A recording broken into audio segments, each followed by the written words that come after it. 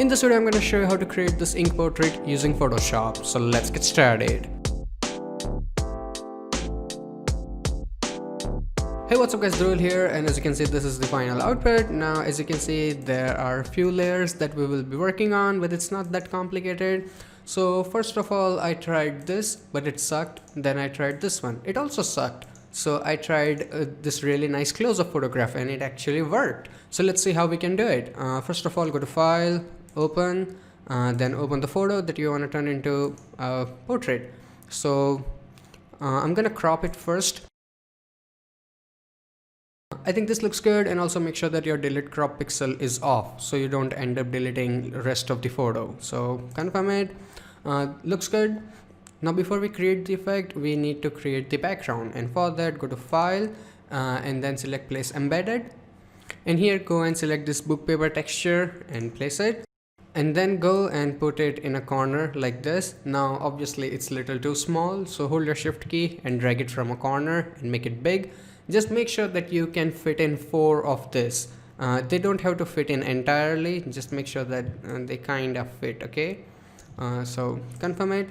Now we need to make a copy of this. So for that, go and press Ctrl J, select your move tool and move it around.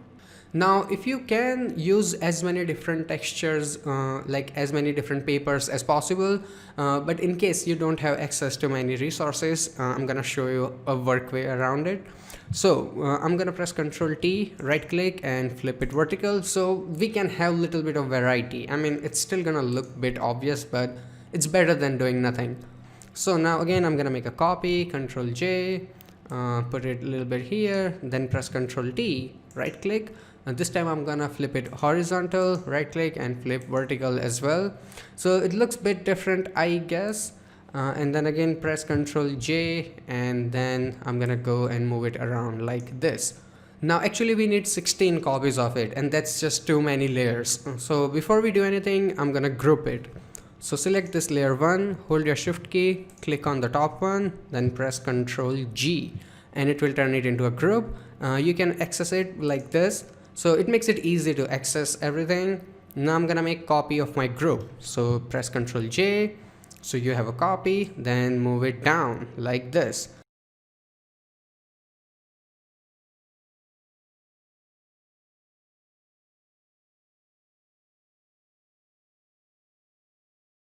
Now I know it still looks like that we copied the same page, but now it has some variety to it compared to nothing. So this is done. Now here comes a little bit important part, and it depends on power of your computer. If you think your PC can handle it, leave the groups just like this, not a problem. But if your computer is a little bit weak or old, I recommend that you flat your groups. So you right click here and then you select merge group. So it will basically turn your entire group into a single layer. Now of course this will take away your freedom of moving single page around, but on the other hand it will put a lot less stress on your system. So it's your choice, whatever you want to do. So I'm gonna keep the groups, and actually you know what, I'm gonna group this groups. I know, groupception. So select this one, hold your shift key and click on this one, and then press Ctrl G. So everything is in a single group. You can also right click here and select merge group, and you have just one single JPEG. So that's also really easy on your system. So the most tedious process is done. Now let's work on the actual effect. So select your layer 0 and put it on top of your group. Shit, not in the group, on top of it.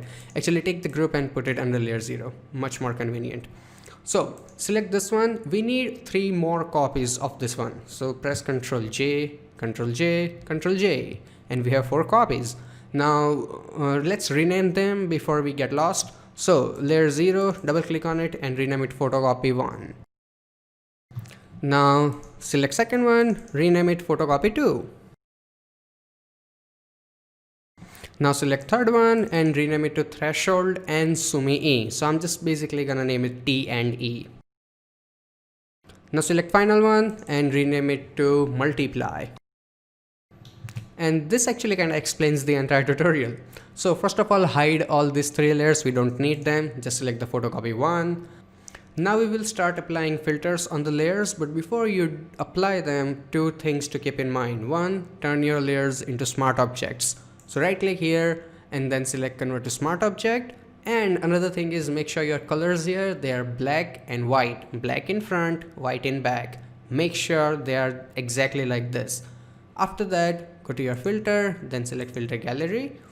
And in the filter gallery, let me zoom out so we can see what the hell is going on. Okay, so here go and select photocopy, just like we named the layer. And your target is to make sure you have really nice thick black borders. Doesn't matter how you get it, what numbers you put in, I don't care. Just get really nice thick borders. So for me, I think somewhere around 5 in detail and 34 in darkness works pretty good. And in case you screw up something, you can always change it, so don't worry too much. I'm gonna hit OK. Looks, let's go to blending options and turn it to multiply. So basically when we put it on multiply, it will get rid of all the white color in the photo. So we have this really nice black borders. And I think we need to make them a little bit thicker. So double click on this filter gallery here and it will open it up. Let's zoom out. Now I'm gonna go and increase the darkness a bit and also a little bit more detail. That looks good. Hit OK. Perfect. Now let's go and work on the photocopy too. So activate it, turn it on, right click, convert to smart object, then go to your filter, filter gallery. This time we will be doing complete opposite. So I don't care about the darkness, let it be really dull. On the flip side, increase your detail. So we have a good amount of midtones. As you can see, it gives a little bit more depth to your image instead of looking like, you know, straight cutout. So I think this looks good. Then go and hit OK. And just like the last time, go to your blend options and turn it to multiply. So now if I turn it on and off, as you can see, it gives decent amount of depth to your photo, a bit more dimension. Then let's go and apply a threshold, and this is the layer that will change everything. So turn it on, right click and convert to smart object. After that, go to your image, adjustments here, and then select threshold. In the threshold, for this photo, somewhere around 100 is enough. It also depends on like what kind of look you want. So I'm gonna keep it like 101, then go and hit OK. After that, go to your blending options and multiply. So as you can see, this kind of gives actual look to your effect, but problem is that you can see it's really grainy and like it doesn't look that good. So to fix that, I'm gonna apply a filter. So for that, go to your filter, filter gallery, and in the options here, go and select Sumi E. So I'm gonna go and zoom out so you guys can see what is going on. So because of Sumi E, instead of those really grainy dots, we have this kind of charcoal strokes, which give really nice look. So stroke width is 7, 6, 5, it's up to you, man. And then stroke pressure is 0 and contrast is also 0. Feel free to experiment. Looks good, then go and hit OK. Before, after. Makes a lot of difference. Now we have some problems. As you can see, this black bar, we need to remove that. And also there is little too much grain because of this to photocopy, which I also need to remove. And for that, we will be using layer mask. It's super easy to use. I'm gonna show you how. First of all, let's start with this one, TNE. So go and click on your layer mask. After that, select your brush tool. In the brush, since we want to remove it, I'm gonna go and change it to black. And instead of this really cool brushes, go and select this nice round brush. And in the hardness, keep it somewhere around like 70-80%. Then just simply go and erase it like this. You can use your bracket keys to make it smaller, then go and erase it. So that's gone, and I'm gonna do the same thing with both of this.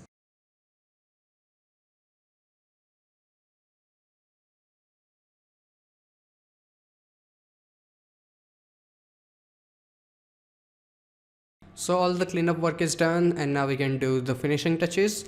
First of all, let's fix the background. I think it's a little too yellow. So select your group 2, then create new adjustment layer and select curves, and only just make it bright a little bit from the middle. and it will help the model stand out a bit more. Then go and close it, and I still need to remove a little bit of yellow color. So for that, create new adjustment layer and make it black and white. Now it's completely gone and it also looks terrible. I'm gonna go and reduce the opacity to like 20-30%, so yellow color is just a little bit dim. Looks good. And after that, turn this layer on. Now you must be thinking we named it multiply and white spec to layer 0 copy 3. That's because I messed up in editing. Actually, I did a mistake. I pressed Ctrl Z and I also ended up removing the name multiply.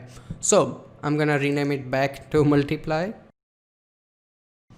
And just like the name, go to your options and turn it to multiply. Now of course it looks terrible and we don't need the entire photo. So I'm gonna apply layer mask. Apply a mask, but when you do it, hold your Alt key and Option if you're using Apple. So hold the Alt key and then apply it. And boom, everything is hidden. After that, go and get your brush tool and make sure color here is white. Then just simply paint on the lips like this. Right click, make sure hardness is like 70-80% so it doesn't go outside too much.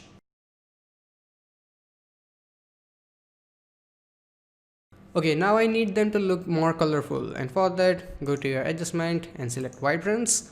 Turn this thing on, clipping mask, so whatever changes you do will only stay on the layer below. So I'm gonna keep it somewhere on like 80%, close it. And now the final thing, and those are paint brushes. So create new blank layer and rename it to paint. Now go to your brush option and select paint brushes. Now if you want to use this, the download link is in description with the image link, so use it. So I'm gonna select this one. Like you can use any one, they all look good in this photo. And I'm also gonna make it smaller using my bracket key. So make sure you select black color, hold your Alt key and select black color from here, and then just do a click and boom, there you have it. Now I'm gonna do the same thing here, but here I'm gonna use different brush which is like a bit thinner. So I'm gonna select this one. So this looks good. Also I'm gonna make it smaller and then do a click. Now of course, to blend it properly, select your eraser tool and then erase it from the nose, so it kind of looks like it's behind it on the other eye. And also I'm gonna erase it from the eye, and just like that you can have paint dripping from it. I tried the same thing with the lips, but it kinda didn't work out, so I just kept it to the eyes. You can apply it on different portions of image if you want. So that's it, and this is the final output. I really hope that you guys learned something from this video, and if you did, hit that like button, and if you have any kind of questions or suggestions, feel free to ask me in comment section below. Till then, goodbye, take care, and have some fun with Photoshop.